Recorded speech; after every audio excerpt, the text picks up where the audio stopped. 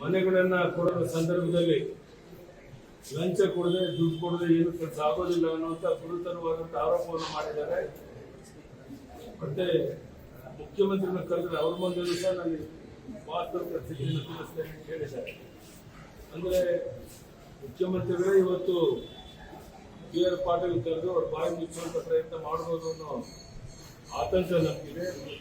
ಅದಕ್ಕಿಂತ ಮುಖ್ಯವಾಗಿ ಮೋಹನ್ ದಾಸ್ ಪೈ ಅಂತ ಹಿರಿಯರ ಬಗ್ಗೆ ಬೇರೆ ಬೇರೆ ಸುಳ್ಳು ಕಾರಣಗಳನ್ನ ಹೇಳಿ ಅವ್ರ ಮೇಲೆ FIR ಹಾಕುವಂತ ಧೈರ್ಯ ಇವರು ಮಾಡ್ತಾ ಇದ್ದಾರೆ ಅಂತ ಹೇಳಿದ್ರೆ, ಅಂದ್ರೆ ರಾಜ್ಯದ ಯಾವುದೇ ಹಿರಿಯ ಮುಖಂಡರುಗಳು ರಾಜಕೀಯದ ದೂರ ಇರುವಂತವ್ರು ಸಹ ಈ ಸರ್ಕಾರದ ವಿರುದ್ಧ ಮಾತನಾಡೋಕೆ ಆಗಲ್ಲ ಅನ್ನುವಂತ ಒಂದು ಭಯ ಹುಟ್ಟಿಸುವಂತ ಒಂದು ರೀತಿ ತುರ್ತು ಪರಿಸ್ಥಿತಿ ಸಂದರ್ಭದಲ್ಲಿ ಯಾವ ರೀತಿ ವಾತಾವರಣ ಇತ್ತು ಆ ಸ್ಥಿತಿಯನ್ನು ತರುವಂತ ಪ್ರಯತ್ನ ಈ ಸರ್ಕಾರ ಮಾಡ್ತಾ ಇದೆ, ಈ ಮುಖ್ಯಮಂತ್ರಿಗಳು ಮಾಡ್ತಾ ಇದ್ದಾರೆ.